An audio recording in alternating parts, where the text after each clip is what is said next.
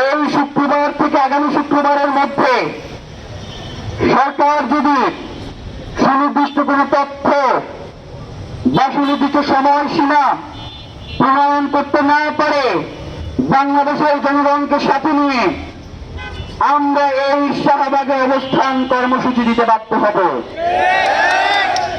এই অবস্থান কর্মসূচি কোথায় গিয়ে শেষ হবে আমরা জানি না। গতবার বলেছেন আমাদের কাছে তদন্ত রিপোর্ট আছে, এইখানে বোম ব্লাস্ট হইতে পারে।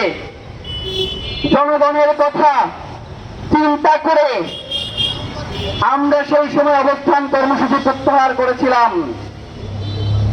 এইবার তোমার গোয়েন্দা সংস্থা, তোমার সন্ত্রাসী বাহিনীর মাধ্যমে কত বোম আমাদের উপরে মারতে পারো আমরা দেখব। এরপরেও আমরা অবস্থান কর্মসূচি থেকে ফিরে যাব না যদি এক সপ্তাহের মধ্যে আমাদেরকে সুনির্দিষ্ট সময়সীমা জানানো না হয়।